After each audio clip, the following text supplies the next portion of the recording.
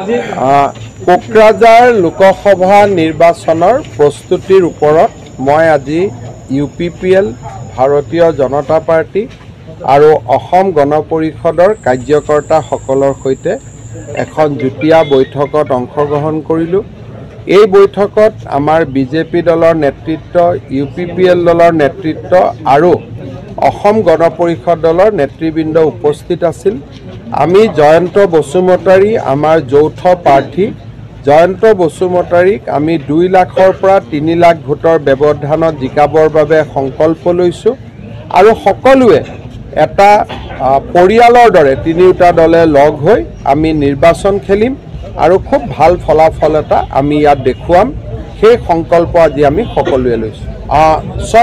আমি যোৱা নিৰ্বাচনবিলাকৰ যদি ফলাফল চাই বিধানসভা আৰু BTC কাউন্সিল এই দুইটা কাউন্সিলৰ যদি ফলাফলসমূহ চাই তেতিয়াহ'লে আমি 1.5 লাখৰ পৰা 2 লাখ ভোটত আগত আছোঁ।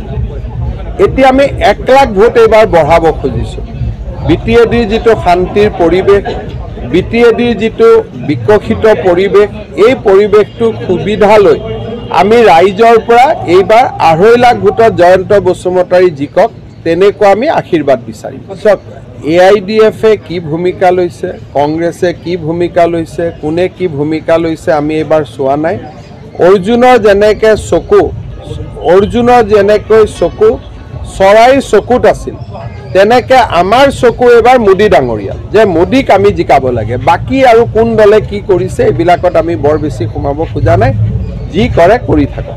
যোৱা কালি এটা দুৰ্ভাগ্যজনক ঘটনা এটা গুৱাহাটী IITত দেখা গৈছে আৰু এজন নহয় আমাৰ মনে হয় তাত আৰু এজন তেনেকুৱা ছাত্ৰ আছে।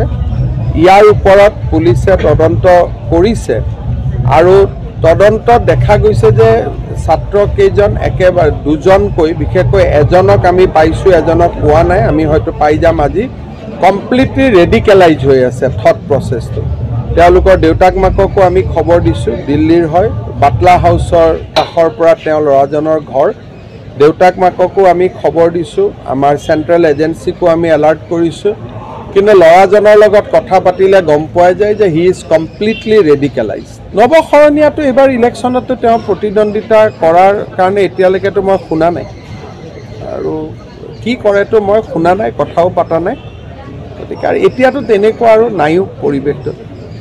এতিয়াতো কোনেও ডিভাইড অসম বিচৰাই নাই, গতিকে এইটো সমস্যাই নাই এতিয়া। মই এতিয়া ফণিদাৰ ঘৰতে গৈ আছোঁ, মোৰ টাৰ্গেট আছে বৰপেটা 3 লাখত জিকা।